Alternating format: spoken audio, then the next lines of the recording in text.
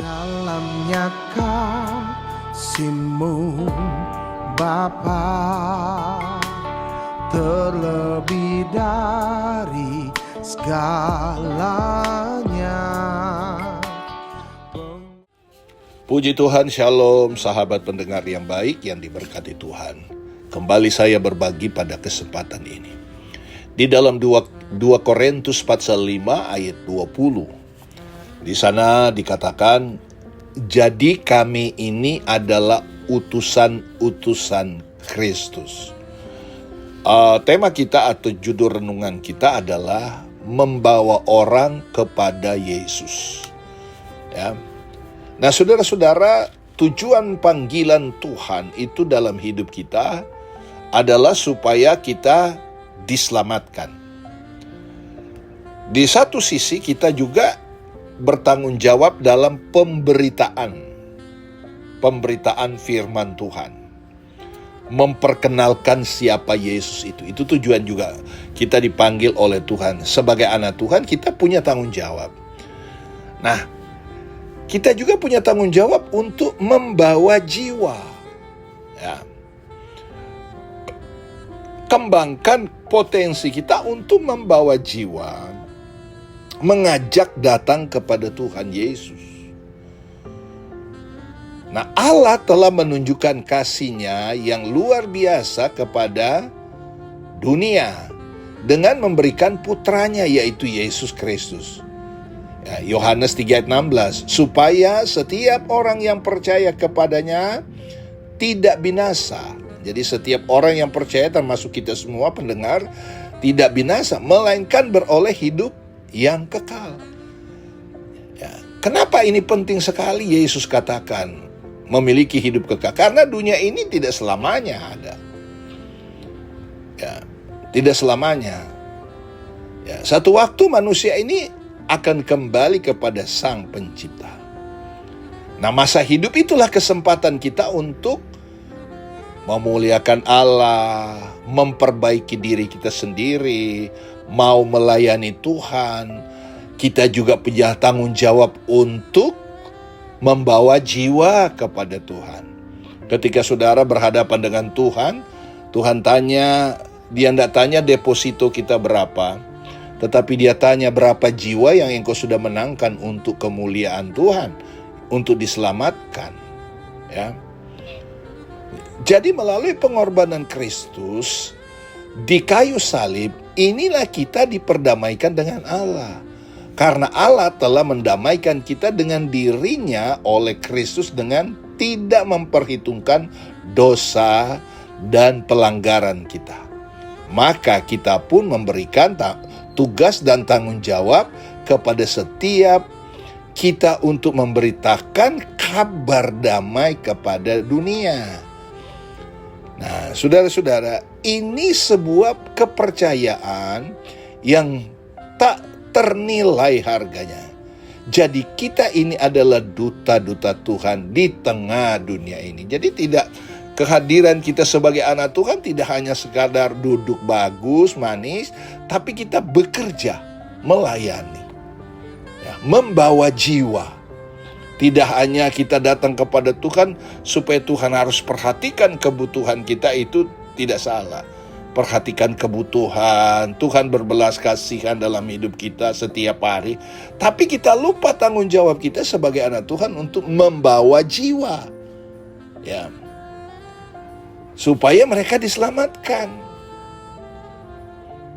Ketika kita ketemu dengan Tuhan, Tuhan tanya, berapa jiwa yang kamu bawa? Mungkin kita punya dalih, kita punya alasan. Tuhan kan Maha tahu. Ya. Nah, banyak orang Kristen atau ya anak Tuhan, orang percaya yang tidak menyadari bahwa dirinya menyandang predikat sebagai utusan Kristus. Sebagai utusan Kristus, kita memiliki tugas untuk bersaksi tentang Kristus dan karya keselamatannya kepada dunia. Inilah pelayanan yang dipercayakan Tuhan kepada kita, yaitu pelayanan pendamaian. Jadi pelayanan kita, saudara, tidak hanya di atas mimbar. Tetapi dimanapun kita berada, mau kita bawa itu kepada, beritakan itu keselamatan. Ya, beritakan, saudara, itu tugas kita. Beritakan, kasih tahu. Ya, kita mau bersaksi. Bukankah Paulus berkata bahwa kita adalah surat terbuka? Pelayanan pendamaian adalah mengenai bagaimana kita membawa orang lain kepada Yesus Kristus dan membawa Tuhan Yesus kepada orang lain. Ya, membawa Kristus kepada orang lain. Kita bawa kabar keselamatan, bukan kita bawa ini, bawa itu. Ya.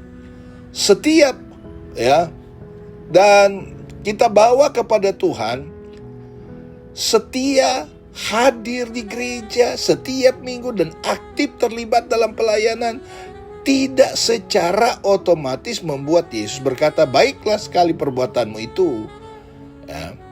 Hai hambaku yang baik dan setia.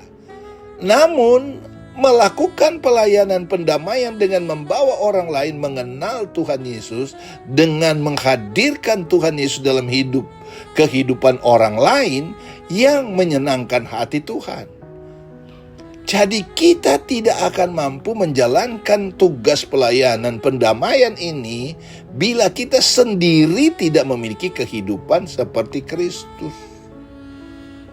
1 Yohanes pasal 2 ayat 6, barang siapa mengatakan bahwa ia ada di dalam dia, ia wajib hidup sama seperti Kristus telah hidup. Bagaimana supaya saya boleh hidup ya wajib seperti Kristus? Pertama, saudara, kita punya firman, itu panduan. Kedua, Roh Kudus adalah penolong kita, menuntun kita. Ya, menuntun kita. Makanya untuk sampai kepada seperti Kristus, ya, maka kita harus menyerah, ya, menyerah kepada Tuhan. Ya, percayakanlah hidupmu kepada Tuhan.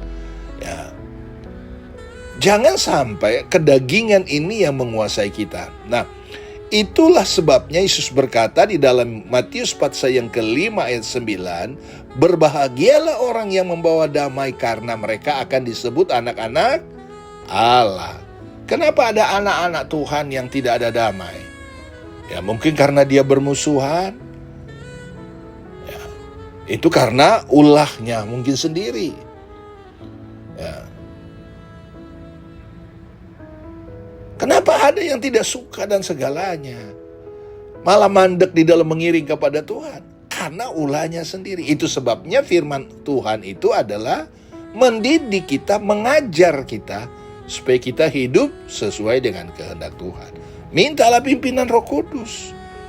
Keberadaan orang percaya seharusnya demikian, selalu membawa damai bagi orang lain.